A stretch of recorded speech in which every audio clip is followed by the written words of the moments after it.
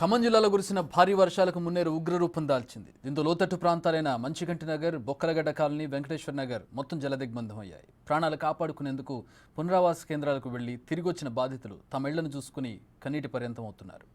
అక్కడ పరిస్థితిని మా ప్రతినిధి భాస్కర్ అందిస్తారు.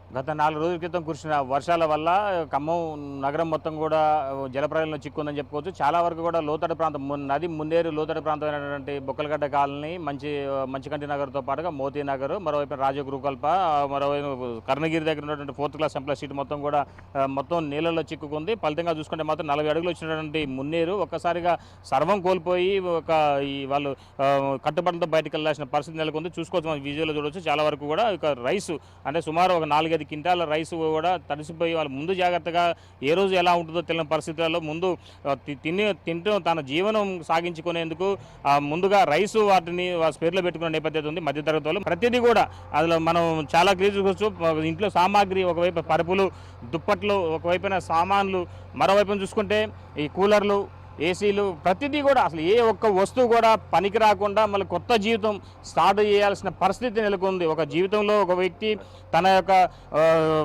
మన యవ్వనంలోకి వచ్చిన తర్వాత తన జీవితాన్ని ఎలాగైతే ప్రారంభిస్తారో అలాంటి జీవితాన్ని మరలా ఇప్పుడు వాళ్ళు ప్రారంభించే పరిస్థితి నెలకొని ఉంది. చూసుకోవచ్చు విజువల్ మనం చాలా క్లియర్గా ఇళ్లలో చాలా వరకు అంటే ఇంట్లో సామాగ్రి మొత్తం తడిసి ముద్దయిపోయిన నేపథ్యం ఉంది.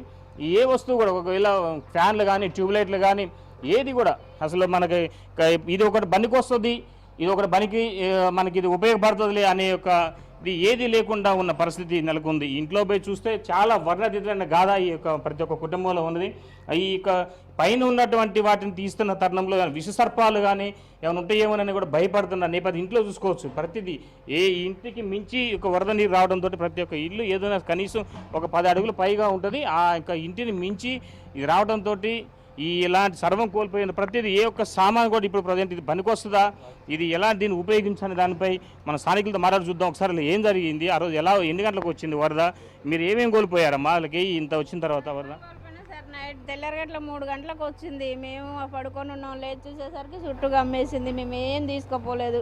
కట్టుబట్టలతో బయటికి వెళ్ళిపోయినాం. మొత్తం 4 లక్షల దాకా పోయింది సార్. 4 లక్షల దాకా మొత్తం. మేము మామూలుగా చిన్న వ్యాపారం చేసుకునే వాళ్ళం. మొత్తం ఆగమైపోయింది. 10 బస్తాలు శనక్కాయ ఖరాబ్ అయిపోయింది. మొత్తం మొలకలు